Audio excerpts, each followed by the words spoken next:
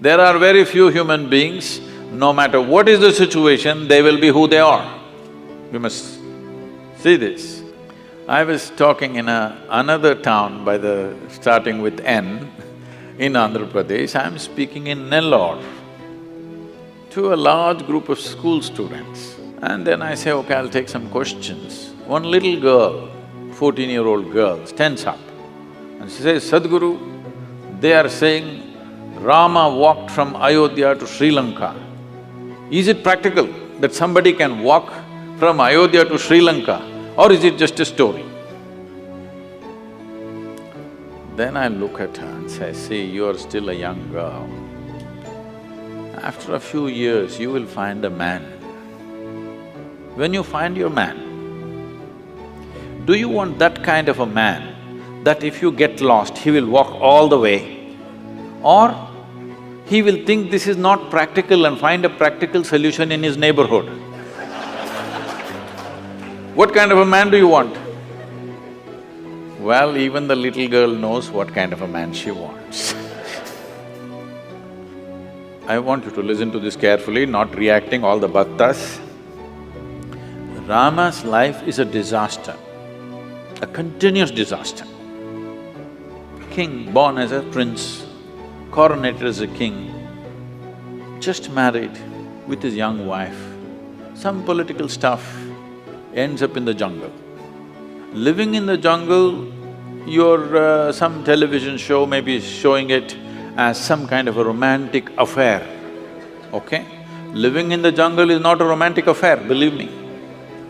I have individually, by myself, I've lasted in the jungle for weeks on end by myself, eating out of the jungle. After 3-4 weeks when I came out into the town, people wouldn't recognize me. That's how it would be. So with a young wife, she's not a tribal woman, she's a princess. Living with her in the jungle is not a romantic affair, it's a tough life. Knowing that it's very difficult, his brother also follows him to assist both of them because he knows what will he do with this young woman in the jungle. Then as if that was not enough, his wife gets kidnapped, Sri Lanka. And then, because the wife means so much to him, he walks all the way, despondent, not a nice trek, not knowing whether she is alive or dead or what has happened to her. He walks down all the way, builds up a Tamil army, goes across, burns down a beautiful city, kills many people, gets back his wife, goes home. Now the wife is pregnant, no sonogram. So he doesn't know whether it's a boy or a girl or boys or girls or what. This is important for a king. For a king, it's very important that he has a son because it has to continue. But then once again some political situation, he sends his fully pregnant wife to the jungle. She goes there, delivers 2 boys, he doesn't know. And then he gets into a battle with his own children. If at all, if there can be a true disaster in your life, in anybody's life, knowingly or unknowingly, you killed your own children. This is the worst thing that can happen to you. It almost happened to him. He almost killed them. Somehow, by fate, whatever situation, he did not kill them, he almost killed them. He did his best to kill them without knowing who they are. Then Sita dies without ever seeing him again. You call this a successful life? No. But we worship him. Why do you worship a failure like this? Because no matter what disasters happened, the man did not become angry, hateful. He did not lose his balance.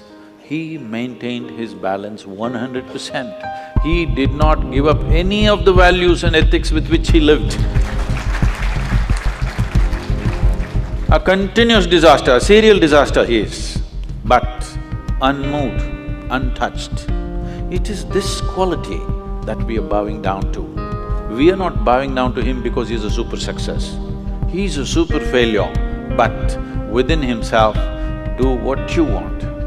You cannot take away who he is one of these incidents that happened in his life happened to most people, they would all be cracked up. Serial disasters, but total balance. We are bowing down to that quality because this is inner management. If you go out to do things in the world, you cannot control what the world will throw at you. But what you make out of it is 100% yours.